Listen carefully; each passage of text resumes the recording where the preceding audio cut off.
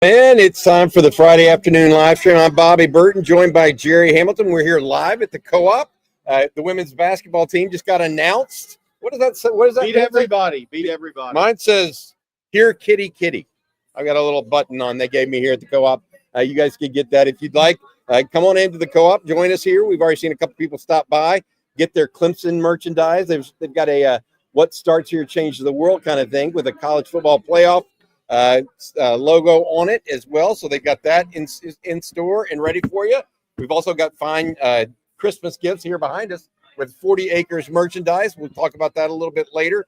But Jerry, one of your friends in the coaching business, claimed his 10th state title earlier today. Carthage's Scott Surratt ended up winning and beating Waco La Vega 28-14. Another. He's got 10.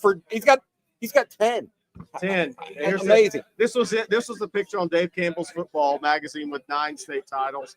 Now he's got 10, one for every finger. He's setting records that'll never be broken in this state. He is 83-8 all time in the high school playoffs. 8 losses and 10 state championships, Bobby. That is an unbelievable number that you have more state championships than losses. 10 state titles in 18 years. And if they're healthy next year, it'll be 11. And that's when his son, Jet Surratt, will be a senior. So congrats to Scott Surratt. He's been a great friend of mine. Always welcomes me to Carthage High School. I'm sure I'll be going in a few weeks to see KJ Edwards because Texas and everybody else are looking at him. But he had a KJ Edwards, junior running back, had 188 yards, had a big 86-yard touchdown run today. It's a big day for Scott Surratt, setting a record that I challenge will probably never be broken in the history of the state. Well, certainly it would be questionable if it happens at that high a level. Oh, yeah. And in particular, even though this isn't the highest level of high school football in the state, it's certainly high enough where it's not, you're not going to have dominant team after dominant team, you wouldn't think. But he's not only had that, he's been blessed with a lot of good players through the years, but he's been the sustaining force in that situation. All right, we also have some portal news to pass on. Sadir Mitchell, Jerry, the former Texas Longhorn, opting to commit to Bo Davis, his former mentor over at LSU. What are your thoughts on that? Not surprised. When he went into the portal, that would be the favorite school of Sadir Mitchell. That's where I thought he would end up going, but you never know in the NIL world what's going to happen. But you don't. Once he got on the plane to LSU, that was pretty much over. I think one of our listeners actually saw him in Bergstrom Airport, headed to LSU, and he commits to LSU, and he'll have an opportunity to go in there and see what he can do. Another name that some people had tracked, by the way, in the transfer portal was Jacob Manu, the linebacker out of Arizona who played for Johnny Nansen. There was some thought that Texas might give him a look. They instead went after Brad Spence, obviously, out of Arkansas, and he is committed to Texas. But what they did instead, now Manu going to Washington, it appears. That's some late-breaking news. Obviously, where Jed Fish, his former head coach, is now at Washington, and makes a lot of sense. Coming off a knee injury, though. See when he's healthy. All right, we're going to take a lot of your questions today, talk about what we got going on and what the Longhorns can expect out of Clemson later today. Rod Babers will join us a little later. Major, can you put that right here? Come on over here. This is one of my friends here. This guy is Major. He's named after Major Applewhite. Say hook him, buddy. Okay. There you go. Take care. He's got siblings also named Campbell and Royal, by the way. I want to put that out there for everybody. His dad's not an Oregon fan. Thanks, Major. Appreciate you. He was dropping something off for me. Joe Z's on our chat. His kids are named Lanning, Samples, and Dylan. All right. We're going to take y'all's questions this afternoon. Hopefully do that. Rod Babers will join us a little later. Rod's appearing on the Feinbaum show this afternoon.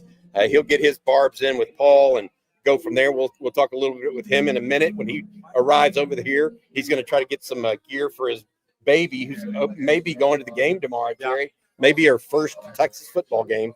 So we'll have to talk to him a little bit about that.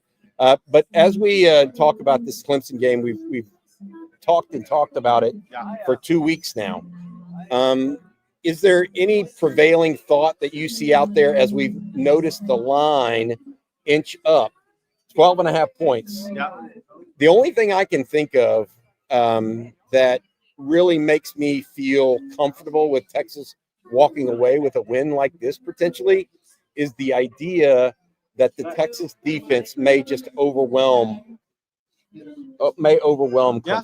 And you've been talking about the center guard combination, but Longhorns 12.5 point favorites. This is a conference champion. They're 12.5 point and favorites. The total's gone down to 50.5 from 51.5. So people are thinking lower scoring with Texas still a 12-point favorite. People on nationally are all over the place on this. Joel Klatt's like, I'd take the under, but I'm taking Texas to win the game. You've seen people think it could be a blowout for Texas. Look, I think if any of these playoff games are a blowout, it would surprise me. And now somebody could have a 3-turnover, 4-turnover game, right? Not SMU, maybe they don't react to 8-degree weather, right? You just don't know. But look, Dabo's got a lot of experience coaching in big games. And he's still got really good frontline players. And these guys have been in big games before. I don't think Clemson's going to go to Austin and lay an egg tomorrow. I don't think Texas is going to lay an egg. And if neither team lays an egg, we're going to have a really good game. But I think Texas will pull away at some point. And I've got 34-20, and I'm staying with that. I think that Clemson interior offensive line is going to struggle against the Texas defensive front. And I do think the Texas wide receivers, if Texas handles T.J. Parker, Texas wide receivers could have a big day tomorrow. And I also like Trey Wison to run for 100 yards. I think Texas, what they like to do in the run game, I think they're going to have success against Clemson. I hope they do. Now, Clemson may just decide we're going to go 7.5 hats in the box, and if Quinn beats us over the top, so be it. They may throw out a different defensive look, but that's what Clemson's going to have to take some chances to stop the Texas run game and put it in the hands of Quinn totally. We'll see what Clemson does. Do they sell out to take away the run? That's a gamble for them if they don't get pressure on the quarterback. No run game is an issue. They're going to try to manufacture one with QB draw, QB. I mean, they may run an 18-power sweep. That may be what they have to do to generate, because they're going to have to do something in the run game against Texas to see what they can make of it. They scored some points against SMU, Jerry, but not late in that game. They were flailing a little bit in that fourth quarter. SMU really came back strong on them. They did score the 3 points late after making one play for one big pass play after a big kickoff return, and they cut down SMU that way. Otherwise, I felt like SMU would have taken them in overtime, right? Clemson had 326 yards in the game, and I didn't think that Clemson could go drive and score on them in the last quarter of that game. Truly, and from an overtime, it's 25 yards, right? Could they make a big play? Yeah, but the two games that Clemson had less than 400 yards of offense. Phil Moff had 17 carries for 17 yards against Pittsburgh, 13 for 28 against SMU. Texas takes away to run tomorrow. Clemson's got bigger issues than Texas would face against the Clemson defense. All right, we're going to take y'all's questions, talk a little bit more about this game. But first, I want to say thank you to the people that have us here today. I really appreciate them. 40 Acres Apparel was born inside DKR, designed and built exclusively for the University of Texas and Longhorn Nation. Go down to the University of Texas Co-op or go to universityoftexascoop.com and get geared up with 40 Acres Apparel. Great designs, fashionable, high quality, SPF 50, moisture wicking. They got short sleeves, long sleeves, anything you want. Great designs, fashionable, high quality material, really good stuff. 40 Acres is also a proud sponsor of the Course Material Scholarship for UT students here at the Co-op. The Co-op is also a sponsor of the show. It is a nonprofit and has been serving the Longhorn community since 1896. Great thing about the Co-op, every penny of profit directly benefits course material scholarships. In fact, more than 7,000 students received free course material scholarships in the 2023-2024 academic year. All right, Jerry, we got a few questions here for us. Let's start with this one. Patrick Smith with the question everybody wants answered, really. Where's the confident Quinn Ewers that threw a no-look pass for a TD earlier this season. We need that Quinn Ewers back. That would be nice. I gotta agree. That would be nice. With that, the confidence without the no-look pass. Hey, if that's what it takes to get it done inside the red zone, that was a red zone play, too. That was a red zone play, for sure. But, yeah, I don't know. I'm not sure I want the no-look pass in a playoff game, but I do want the level of execution. I just want the Michigan Quinn. If Texas gets the Michigan Quinn, they can win this whole thing. I mean, that's the bomb. If Texas eats the Michigan Quinn tomorrow, I do believe that. Look, I just want – I've talked about this. I want Quinn to hold serve tomorrow. As long as he's as good or equal to Cade Klubnik, Texas should win this football game.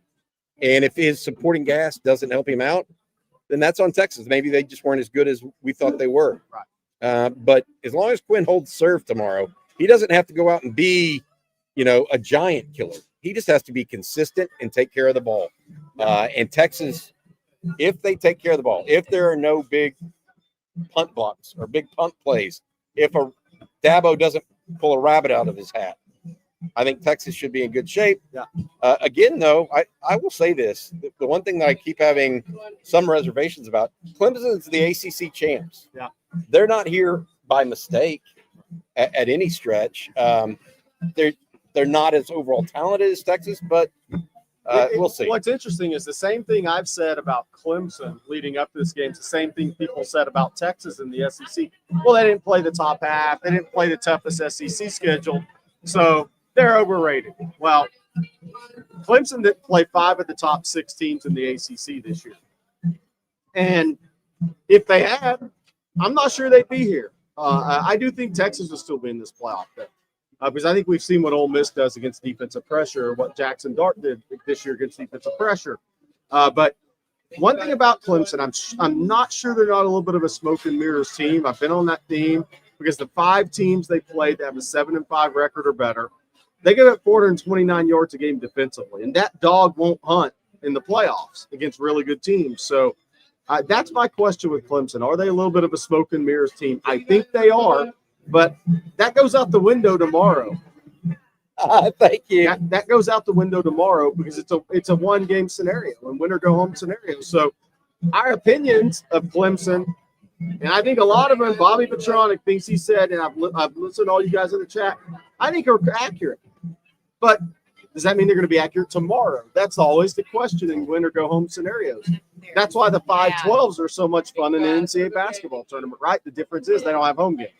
And I think the home atmosphere is going to carry Texas, even if it's not, even if Clemson makes a push in this game. Hey, Jerry, earlier today, I had not seen many Clemson fans, but they have come in now. They are starting to join the fray in Austin. You were down on South Congress earlier today. Yeah. A lot of Clemson fans there. You said they were rolling by on scooters. And they're bright orange. Very easy to spot, obviously. By the way, the women's basketball team is here doing a meet and greet. And I saw Brianna Preston come in on one of those scooters. And my thought was, why is she on something slower than she is? Like, it took her longer to get over here from the Moody Center than what if she was just jogging. That's I look at a lot of people on the scooter and say, okay, that gets you there faster. With Brianna Preston, it might actually slow her down. I love it. Good stuff. Please come join us out here if you're out here and say hi as you stop by. This one from Tex-Mex Horn 94. Good afternoon, Bobby and Jerry. Are we starting to see more of the Saban side of Sark being testy? Yeah. This is a good question. And focus this week. He's usually laid back and all smiles like his mentor, Pete Carroll. That yesterday did feel a little bit like a Nick Saban. Yes. You were on it as well. You and I both were, Jerry. Yes. That was a little bit more like a Nick Saban press conference. It was no nonsense, but he was having none of it. No, he was just having none of it. I think I'll say this. I've been thinking about that media availability yesterday. And I think a lot of these coaches are getting fed up with the calendar and the portal and the system. Pissing them off. And look, I've talked to a couple other coaches on staffs I know that are in the playoffs, and they're all saying the same thing. It's ridiculous. Like schools that are having a bye or they're on the bye, that got the bye, they're hosting portal visitors this weekend while they're preparing for a playoff game. Somebody in the chat asked earlier, can Texas host visitors? Portal visitors, yes, they can, but I don't think they're doing that. Not this weekend. We haven't heard, Bobby, that a portal visitor is taking an official visit on the game day. I don't think that's happening. And that gets into the next thing. Say Texas wins this game Saturday, as they're favored to do. They're going to have to bring in a portal visitor early next week while they're trying to get ready for a quarterfinal game in which they're going to go on the road to Atlanta. This thing's broken right now, and I think a lot of the coaches are starting to sound awful. It's broken, and I think the other thing, it's never ending. Right.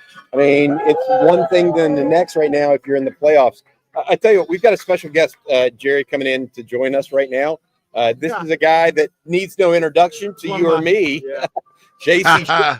JC covers South Carolina. Does it great. Does a phenomenal job covering South Carolina. Has done so for more than a decade now. Jerry and I both know him from back in our days growing up together in Rivals.com.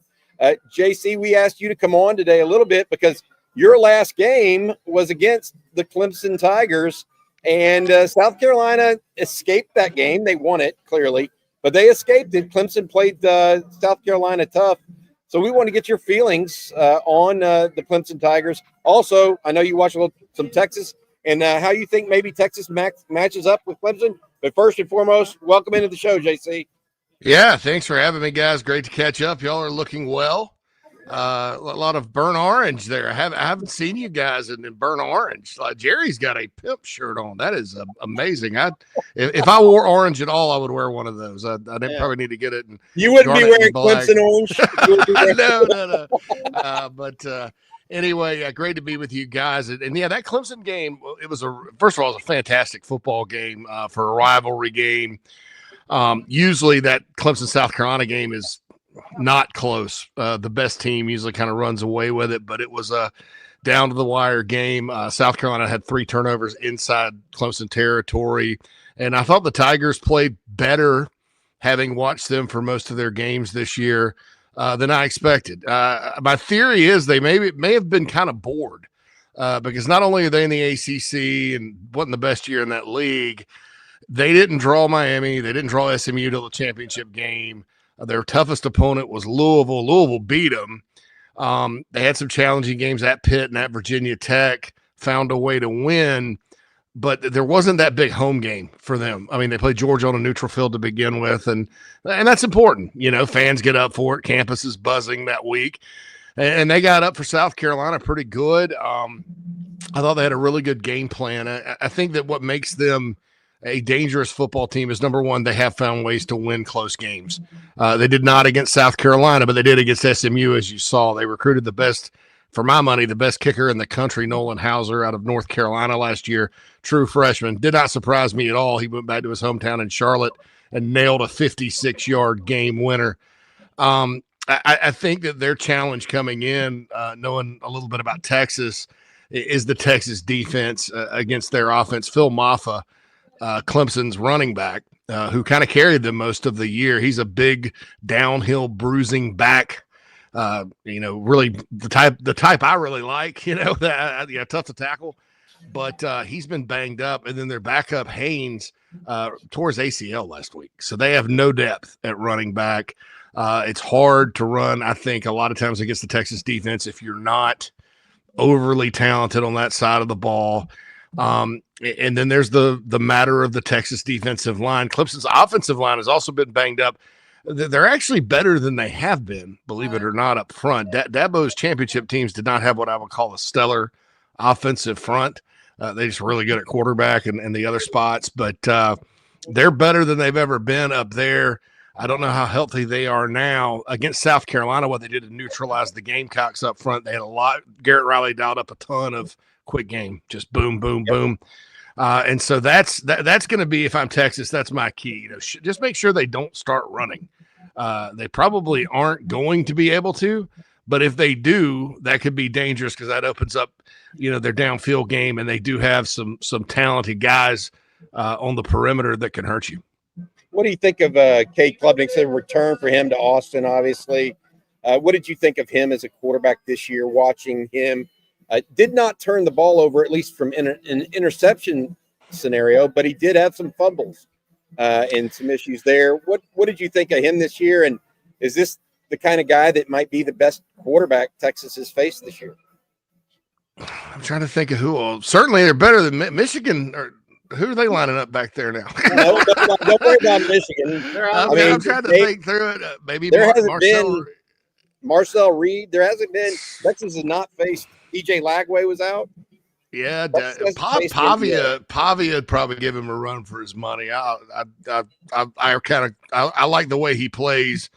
Recent lawsuits notwithstanding, but I think that he could be. He's much improved over last season. I think what makes him dangerous is his ability to run. I think that's led to the fumbles, and then he did cut way back. I mean, he was kind of an interception machine at times last year, but he doesn't put the ball in jeopardy. I think it's by design. We kind of know Garrett Riley, but we also know Dabo Swinney is an offensive guy, and he doesn't really like for his coordinators to do things where the quarterback's turning it over. And so they're going to go quick game and try to hit those wide outs and make you miss and things like that. I think his ability to run the football this year has settled him in too. They've had to be a little more creative. And I also think, just quite frankly, Clemson last year had a just barren situation at wide receiver. They, we remember T. Higgins and all those guys, Ross and, all the great receivers, Mike Williams that they've had. The recruiting really kind of dropped off a bit. Lots of misses. Bo Collins was a guy that left and went to Notre Dame. They just didn't have those guys last year. Well, with Bryant Wesco, who's a Texas kid, and also TJ Moore out of Tampa coming in as freshmen, and they've grown over the course of the year. And then Antonio Williams, who's a Columbia, South Carolina prospect, 4-star guy out of Dutch Fork. He's really taken that next step this year.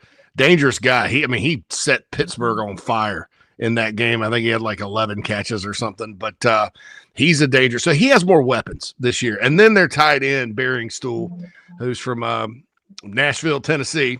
That kid, number one, I think he's 37 years old. Number two, every time they're in trouble, it seems, third and long, that's Cade Klubnik's security blanket for the most part. And he does a really good job of getting open sneakily, and then he can run.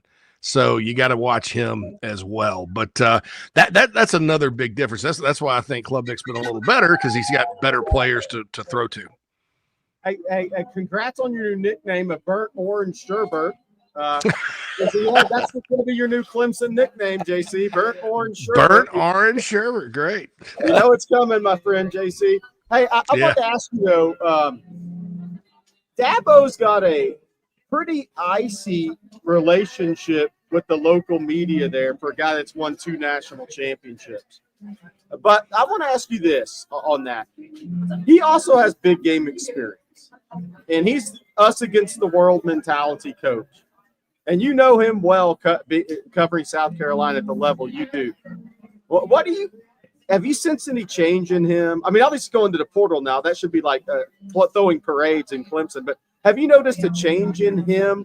And do you think what is he going to have to do to get this team prepared for this game? Because they'll be fired up, but still, it's an us against the world mentality type of game. He's going to do what he does. I mean, it surprised me zero that they won the ACC championship game. And I fully expected when Syracuse beat Miami and Clemson got in, I fully expected Clemson to. And I'm surprised it was even close at the end, to be honest with you. SMU did a good job of coming back, just because that's kind of what he does. He gets his teams ready to play. He's done it for years. They are very dangerous in these types of situations, which is why I think a lot of Clemson people were a little disturbed about the Georgia game.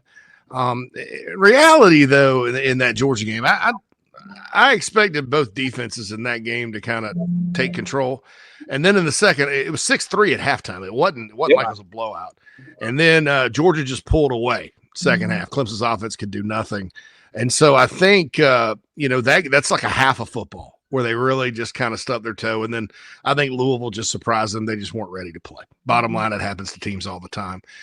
So they normally do show up. I mean, there's very, very few situations where they've gotten beat through the years, especially since they've dipped a little bit. The losses they've taken, they've all been competitive. It's been more like touchdown here, play there. Even last year, I thought they were outmanned against Florida State at home, and I think the game either went to overtime or Florida State won on the last play of the game. Barely escaped Clemson. So I think that he'll have that team ready to play. They don't know they're not supposed to be there. If you think about it, all these guys were recruited when Clemson was coming off national championships and playoff trips, right?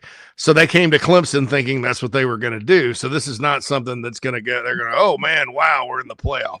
It's even though they haven't been. So I think the focus will be there. The question I have is really health of that football team for Clemson. They're not really at full strength. Can Texas exploit that? And, the matchups in terms of the Texas defense, attempting to make Clemson's offense one-dimensional, because I think if you do that and you tackle well on the perimeter, you can slow them down. Now, defensively, they're really good. Peter Woods is really good. TJ Parker's a guy that actually got TJ Parker, I think, from the same school as Peter Woods. He was a 3-star, and he's actually better. Go figure. But he may be a little banged up, but they recruit really well up front on defense, and they're a load, so you got to watch their pass rush. Wes Godwin, their coordinator's just like Brent Venables. He's going to dial up the pressure. So it's going to be important for Quinn Ewers, I think, to make connections down the field when he's faced with pressure and beat, because that's where they're vulnerable, is if you throw the ball down the field, there's guys open a lot of the time. So I think that's another key for Texas. Of course, if you have a good running quarterback, that's also helpful, as we all know. We don't get that. JC, I got to ask you. I looked for you after the game, but did you rush the field after the A&M game? Were you part of that scrum? Did you rush the field for the Texas? When South Carolina beat A&M, by the way. Yeah, South Carolina. Yeah, they actually, it's the worst loss they've ever handed the Aggies. They've only beat them twice in the 11 years. I don't know why. There's a trophy for that game. I have no idea why. But but yeah. So that was good, and the Gamecocks played really well that night. But no, I actually went to the Missouri game. That's the one. I drove 14 hours through the night with my stepson from Chicago. I went through West Virginia in the rain. At 2 in the, imagine that. And I have a big truck, so I'm like worried about hydroplaning and stuff. But we made it down and had a good time. But that's the game. I go to 1-2 games a year, so I went to Nashville for Vandy, and then went to that one. But I was not part of the scrum. But man, I'm getting too old, and I couldn't do that now. But back in 2000, I did it when South Carolina beat Georgia one time. But I think those days are kind of behind me. Last question for you here is the run game. You mentioned, and we've talked about it, if Texas can establish some sort of run game against Clemson, that's probably the key for Texas to score enough points to win this game. You think Texas can establish the run? If other teams establish a run, the numbers say they have. Yeah. You're telling me their defensive front's pretty darn good. Yeah, it's been a weird year for them, because you've had Isaac Brown from Louisville went for 150. I think Pitt had like 8 rushing yards. Virginia Tech had 4. Yeah, South Carolina, Rocket Sanders got going a little bit against them. South Carolina had success going right at them, right up the gut. They had the backup running back for South Carolina's Oscar Attaway. He's a guy from the transfer from North Texas, and he spells Rocket. And there was a series, third quarter-ish, where they were just like dive right up the middle, right up the A gap. And then I think he had 6 carries for 42 yards. I mean, he was running straight through them. So, and that's when you watch Brent Venables and you watch Clemson's defense through the years, that sometimes can come out because they don't always have a Dexter Lawrence in there. And Peter Woods is good, but he's not. Dexter Lawrence was one of the freakiest D tackles I've ever seen. So that could also be something there. If Texas's interior, their offensive line can get a push and the backs can get sprung. Now Clemson does have good linebackers, Carter and Woodaz. I think his name is Woodaz, Woody Woodaz. They're very athletic and very good players, and their back end is pretty good too. It's probably not what you call elite, but it is good. So you gotta. That's why sometimes they're good against the run. It's really just kind of dependent on their matchups. I mean, it's like Louisville surprised them, and some other teams have run the ball, but then they've played some good teams and shut them down. So those 3 turnovers you talked about South Carolina had in that game, were they self-inflicted, or did Clemson really force them, in your opinion? Self-inflicted, because the first one was Sellers got stripped on a sack, and he just dropped the ball. It really wasn't anything crazy. Late in the fourth quarter, there was a pick where the receiver ran the wrong route. Was Rocket Sanders the other fumble? Yeah, and it was just one of those common plays where the running back fumbles. I didn't think it was anything Clemson was doing. Got it. Because and look, on the pick, I would have said, well, they disguised the coverage and he stepped in front of it or something like that. But Lenore Sellers was like clearly upset afterward, and I was told afterward that the receiver just ran the wrong route. So that's going to be important. You know, those mistakes can decide a close game. If you want my take on it, I think Clemson's probably going to come out really fired up, and it could be close. There could be some nervous moments early, but if you get a chance to put them away, I think that's the key. Don't let them hang around, because that's when they get dangerous. JC, last question I have for you, and there's only one answer. Who'd you pick to win the national championship this year? I actually picked Texas on one of my shows. I said, I thought that they have, because Ohio State to me has the best roster, right? Texas has the second best roster. Ohio State doesn't play well, and they can't stop the run. And Tennessee's going to run 3,900 times against them.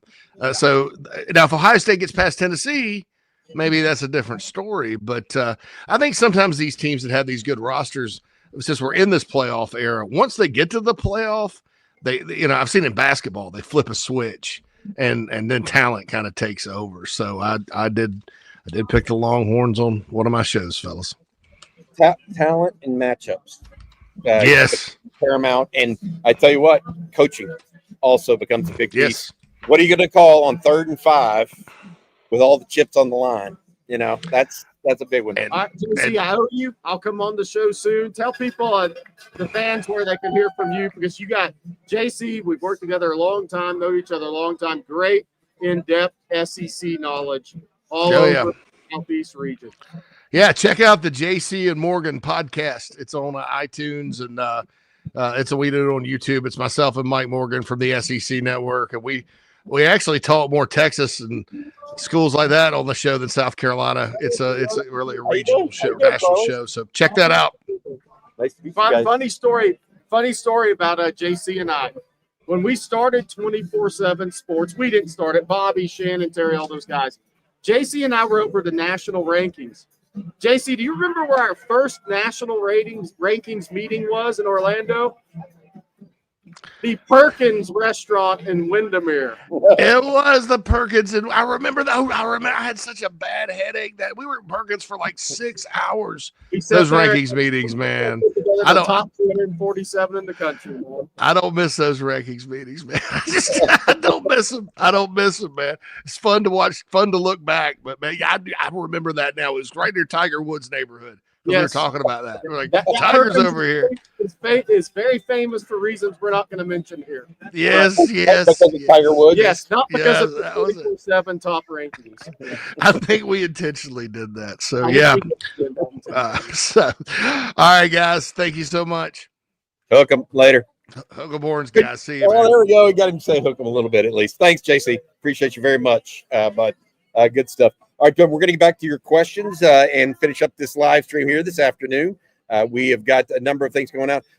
Devon Owsley, if you have a question with this super chat, let us know if you get a chance to. Also, we've got some other stuff going on as well.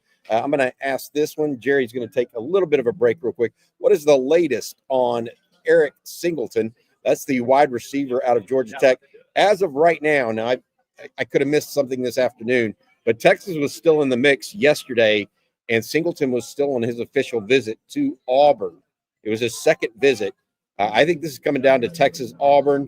If you had to make me twist my arm, I'd say Auburn, only because the tea leaves say that, not necessarily because anybody at Texas has given that information.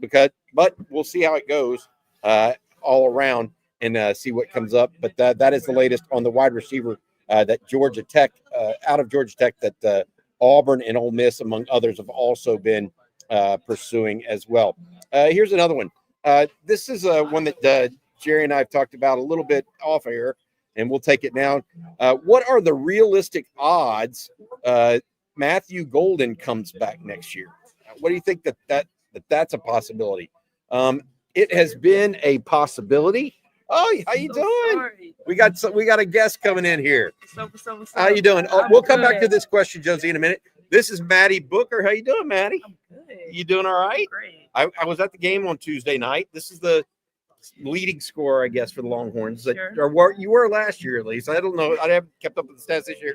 But Maddie, congratulations on everything you're doing. I saw you on Tuesday night. Y'all whipped them pretty bad. Was it 110-49? I don't know. I just know that we got the dub and we went home feeling great. Yeah, good stuff.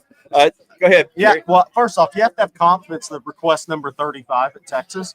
Yeah, I guess I do. Yeah. So, and obviously, now everybody knows why you have that confidence. You're a future top 5 pick in the WNBA draft. So, congrats on the future endeavors. But right now, Thank you. talk about your journey to Texas, your relationship with Coach Schaefer, and kind of what led you to Texas, for those who don't know. I mean, grew up my whole life in Mississippi. I was a Mississippi State fan.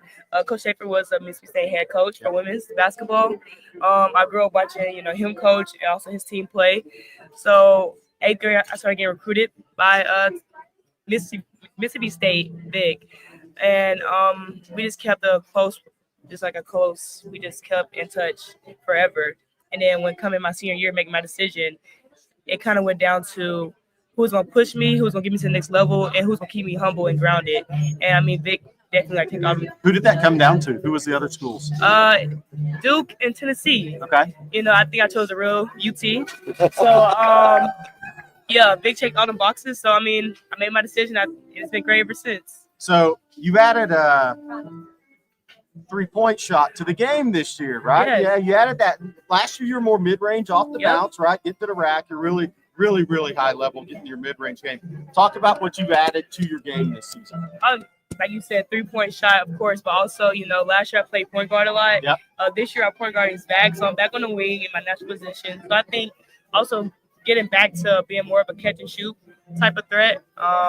Last year was, like you said, off dribble a lot. Yep. So I think I need to get more back to comfortable with catch and shoot, stuff like that. So I'm still working on that a little bit. Still trying to get in touch with that. So I mean, it's still a progress, but I mean, it's going well. That's going great. What is the biggest thing that's changed from your freshman year to your sophomore year? And I'm not talking about your position, but mentality.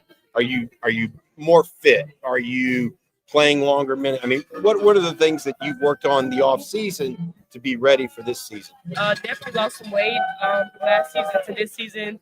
I think also maturity is another one. Yeah. I did have to go up a little bit last year. We're playing the point guard position, but also just knowing that I can also be a leader for my team. I have a lot of credibility now. I mean, my coach told me that plenty of times. I think another thing is just handling the pressure. Coming from being one of, I guess you said, top players last year to trying to do that again this year. And also really staying humble. I think that's the hardest thing when, you think you're at the top, Right. but, can you do it again? And so I think, it's just them kind of mindset points right there. Just, see if I can do it again. So we had a couple of fans that were at the game earlier this week walk up and we were talking before our show.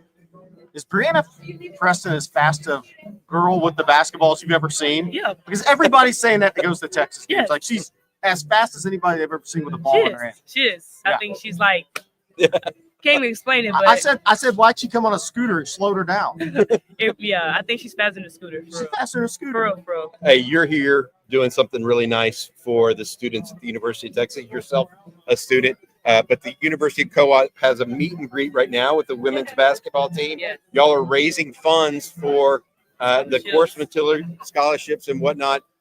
Madison, thank you so much for being a part of it. Appreciate you for coming on. You have a good one. I need the diet tips. So you can tell I need all the help I can get. Thank you. Thank y'all Thank so you, much. Madison, very Appreciate it. much. It was nice Appreciate meeting you. y'all. Have a good day. All right, Madison Booker Star, the UT women's basketball team. Are they in the They're top 10 after they lost to Notre Dame, but they got a chance to work their way back up into that top 5. I don't know what the exact ranking is now, but I will say this. For those, even if you're not a women's basketball watcher necessarily, she's worth the time because she's going to be a top 3 pick in the WNBA draft. That's at top 5 because I didn't want to say she's going to be top 2. But right now, she's projected to be probably the number 2 pick in the draft when she comes out. super smooth? Oh yeah, Super smooth shooting the basketball. I noticed that on Saturday or on Tuesday. I will also say this: that is as talented a team as Texas has had under Vic Schaefer. yes. I will add this though: they're not all upperclassmen. Right. So the best may be yet to come because Madison Booker's only a sophomore, Jared. Yeah. And she's one of. At one point on Tuesday night, they had three freshmen, true freshmen in the game, and they extended the lead by another 10, 15 points while the 3 of them were in there. Preston is super duper fast with the ball. Jordan Lee from California can really shoot it. And Justice Carlton's a really good all-around basketball player, especially in the high post as a power forward. She sees the court like a point guard from the power forward position around the free throw line extended. So really good freshman class. Obviously, they have a top 5, top 10 girl in the country that already signed out of Minnesota, 6'1" guard. And they're waiting the decision of Aaliyah Chavez, the number 1 player in the country, who would bring a scoring, shooting element, really that 3-point line extended element to this team that I think would be greatly, greatly beneficial headed into next year. So we'll see if Texas closes that one out. Hey, Jerry, Josie, I was answering this question while you were talking to Madison and asking her to come over and visit with us. What are the realistic odds of Matthew Golden coming back next year? I said that you and I have been talking about those odds privately a little bit. We are hearing there's some chatter in that regard, but I think it's too premature for me to give real odds right now. Yeah, because here's the reality with a Matthew Golden. What if he goes out and goes 8 for 180 tomorrow and goes 6 for 150 against Arizona State and 100 yards against Oregon or something? Let's say he just puts the strings together, more big games like he's had.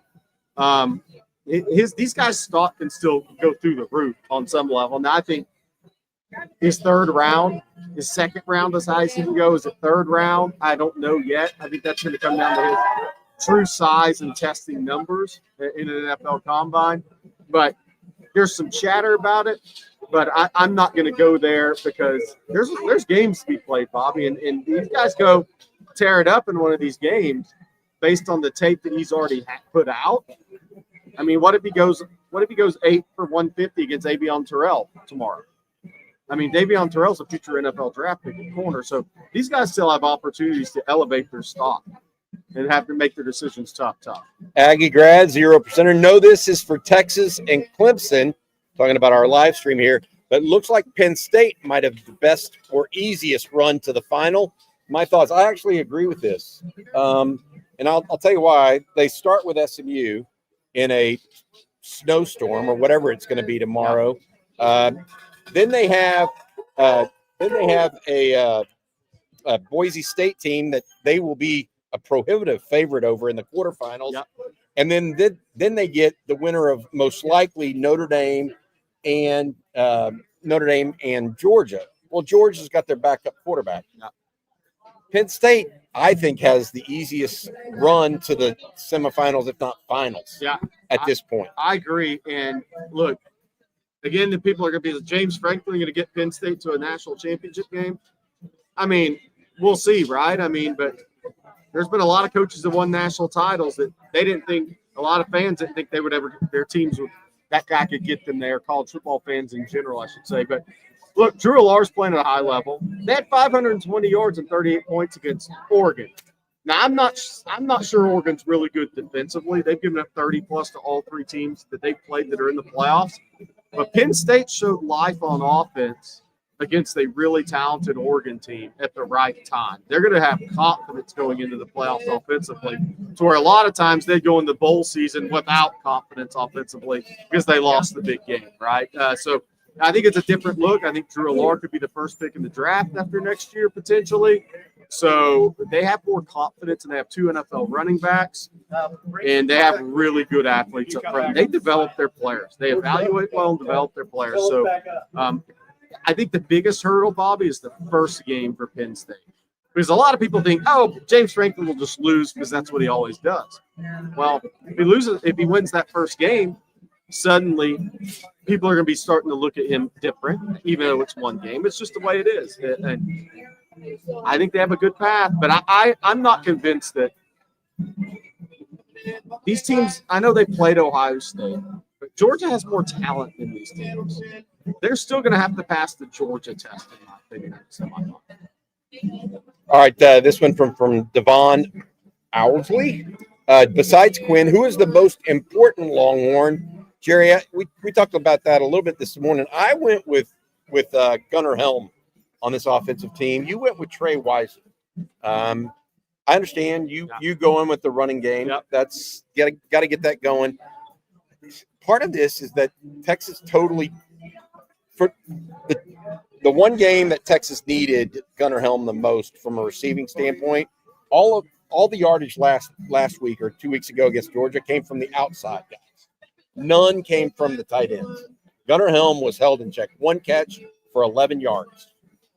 I think they've got to get Gunnar Helm going because everybody talks about wanting Michigan Quinn. Yeah. Well, guess who was really one of the guys that helped Michigan Quinn happen? Yeah. It was Gunnar Helm. Yeah. So that's mine. You went with Trey Weiser, Yeah. and why? Well, I went with Trey Weiser because there's been 2 games this year where in the games, the tough competition against Georgia, Texas had 31 rushing yards in both games, I believe. And Clemson's got the worst rush defense of the 12 teams in the college football playoff on average. That doesn't mean they are the worst, but they have the worst statistics.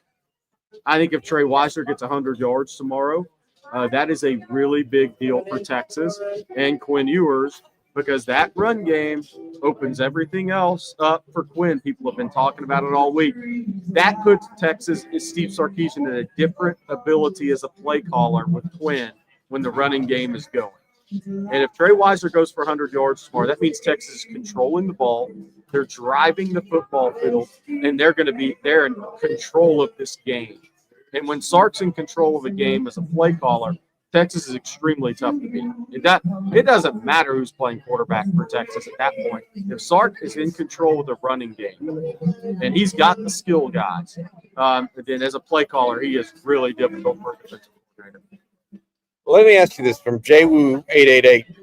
Do y'all think the smoke of Arch being a starter takes away from the Arch package? What is the smoke? Has anybody heard something that Arch is the starter in this game? Because I certainly haven't. I have not heard that. Yeah, I mean, I don't know that it takes away from the Arch. I mean, even if he were, they're going to put him in there. And Arch Manning, you've said this, okay? Is he a better runner than Quinn Ewers? Unquestionably, okay? But he's not a running quarterback. No. It's not what he came to Texas to do. Yeah, I mean, and so I think he gives Texas a dual option. Yeah. But this is, make no mistake, this is Quinn Ewers' team. Yeah. If they were going to make a switch at quarterback, it would have happened 6 weeks ago, not the first round of the college football playoffs. Yeah. Unless Quinn Ewers has gotten injured in the last 3 days, which we saw him at Monday's practice. He looked totally fine. Yeah. He just got his ankle brace off, by the way.